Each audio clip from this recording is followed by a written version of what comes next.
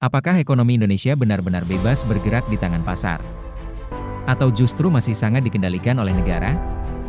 Pertanyaan ini semakin relevan ketika kita menyadari bahwa hampir setiap sektor besar di Indonesia, mulai dari energi, transportasi, telekomunikasi, hingga perbankan, masih berada di bawah kendali pemerintah melalui perusahaan-perusahaan milik negara, atau yang kita kenal sebagai BUMN.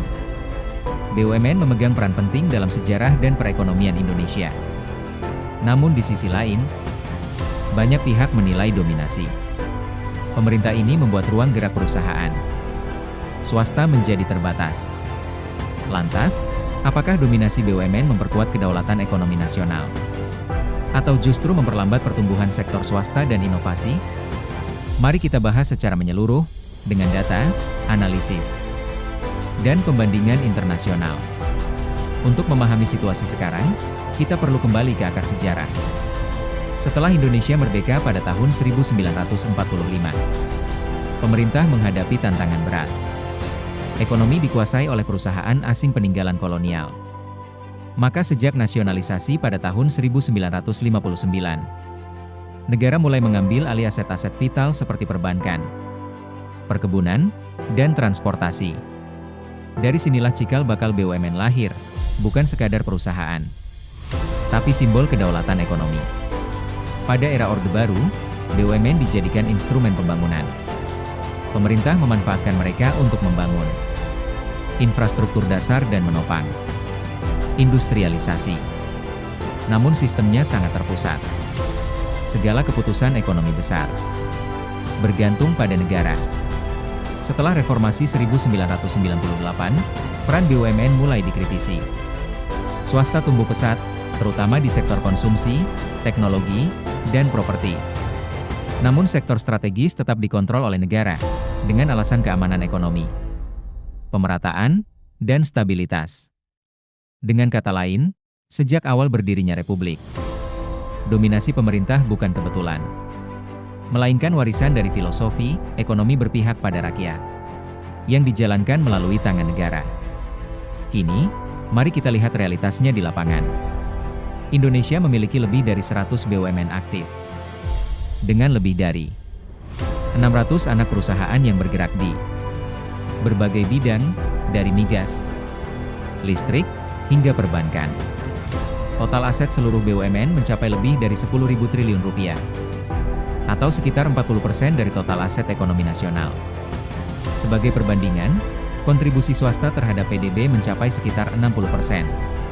Tetapi sektor strategis seperti energi, infrastruktur, dan telekomunikasi masih didominasi BUMN.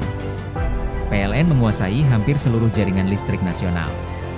Pertamina memonopoli distribusi bahan bakar. Telkom Indonesia menguasai infrastruktur digital. Sementara di sektor keuangan, bank-bank BUMN seperti BRI, Mandiri, dan BNI menyerap sebagian besar dana masyarakat. Artinya, jika negara ingin menggerakkan ekonomi, cukup dengan menggerakkan BUMN. Namun, di sisi lain, ruang bagi perusahaan swasta menjadi terbatas, terutama di sektor yang berhubungan langsung dengan sumber daya alam dan infrastruktur publik. Kita tidak bisa menutup mata bahwa dominasi pemerintah memiliki banyak manfaat strategis. Pertama, stabilitas harga dan pasokan. Dalam sistem ekonomi yang masih berkembang, peran negara penting untuk memastikan kebutuhan dasar rakyat tetap terjangkau. Contohnya, PLN menjaga agar listrik tetap tersedia, bahkan di daerah terpencil. Pertamina menanggung beban subsidi agar harga BBM tidak melonjak liar. Ini fungsi sosial yang tidak bisa diharapkan dari swasta murni yang berorientasi pada laba. Kedua, kedaulatan ekonomi nasional. Sektor strategis seperti energi, pangan, dan keuangan tidak boleh sepenuhnya diserahkan ke pasar bebas. Negara tetap harus menjadi penjaga terakhir agar kekayaan nasional tidak dikuasai oleh korporasi asing. Ketiga, peran pembangunan. BUMN menjadi instrumen pembangunan nasional. Proyek-proyek besar seperti Jalan Tol Trans Jawa, bendungan, dan digitalisasi desa Sebagian besar dijalankan oleh perusahaan negara. Tanpa mereka, pembangunan tidak akan seimbang antara Jawa dan luar Jawa.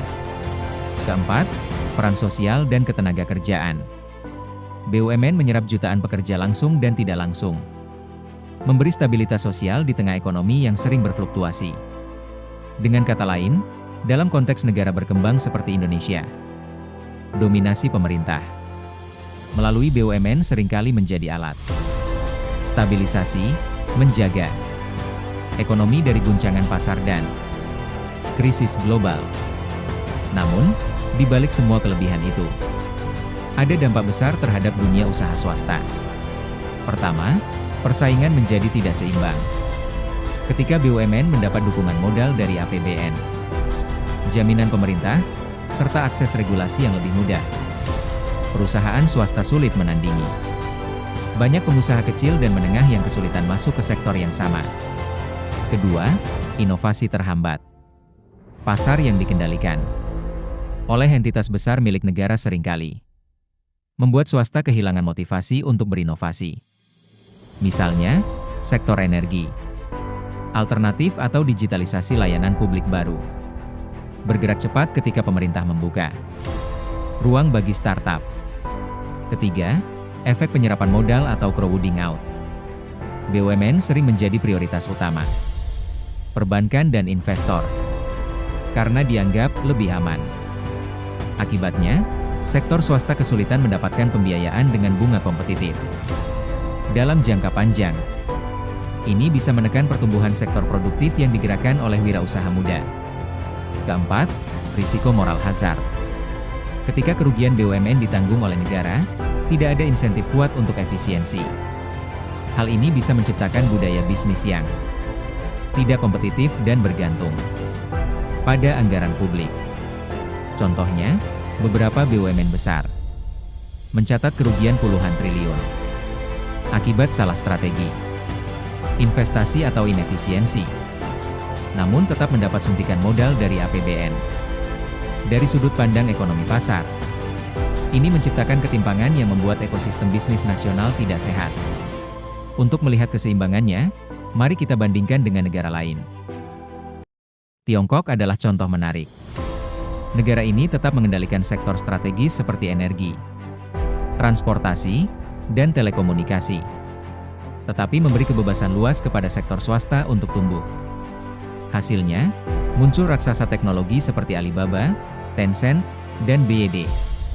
Model mereka disebut state capitalis, kapitalisme yang dikendalikan negara, namun dengan efisiensi dan inovasi tinggi. Singapura punya model berbeda. BUMN mereka, seperti Temasek Holdings atau GC, dikelola secara profesional dengan standar korporasi global. Mereka tidak sekadar menguasai pasar domestik, tapi berinvestasi ke luar negeri untuk menambah nilai ekonomi nasional. Di sisi lain, sektor swasta di Singapura tetap hidup karena mendapat ruang bebas dari intervensi politik. Indonesia berada di tengah-tengah. Kita memiliki banyak BUMN, tapi belum semuanya efisien. Swasta tumbuh pesat di sektor kreatif dan digital, tetapi belum mendapat ruang yang cukup di sektor-sektor besar seperti energi, logistik, dan teknologi industri. Jika Indonesia mampu meniru efisiensi BUMN Singapura dan semangat inovasi swasta Tiongkok, maka kombinasi itu bisa menjadi kekuatan besar untuk membawa Indonesia menjadi kekuatan ekonomi global. Dalam beberapa tahun terakhir, pemerintah mulai melakukan reformasi besar-besaran terhadap BUMN. Kementerian BUMN berupaya menyederhanakan struktur, melakukan merger, dan memangkas birokrasi yang tidak efisien. Erick Thohir, misalnya, menekankan bahwa BUMN tidak boleh menjadi beban negara, tetapi harus menjadi pemain global yang mampu bersaing di pasar internasional. Program konsolidasi seperti holding BUMN pangan, pupuk, dan energi adalah bagian dari upaya agar perusahaan negara lebih fokus dan efisien. Di sisi lain, kemitraan antara BUMN dan swasta mulai diperluas melalui skema Public-Private Partnership atau kerja sama pemerintah dengan badan usaha, KPBU.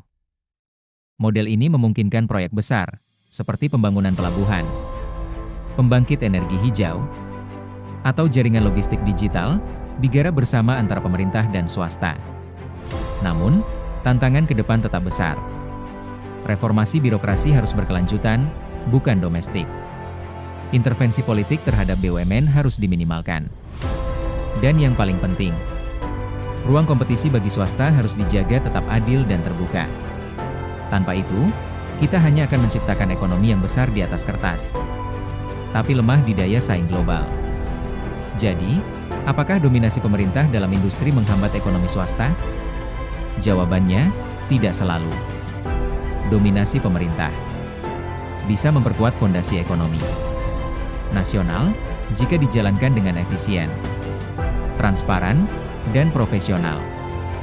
Namun, jika dikelola secara birokratis, penuh intervensi politik, dan menutup peluang bagi swasta, maka ia akan menjadi beban pertumbuhan jangka panjang.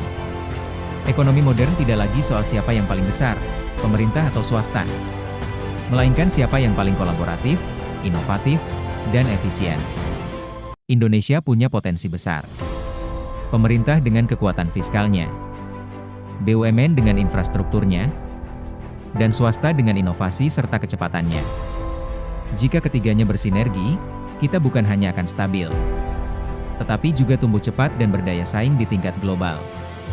Negara yang kuat bukan negara yang menguasai semua sektor, tetapi negara yang mampu menciptakan ruang bagi setiap warganya untuk berkembang.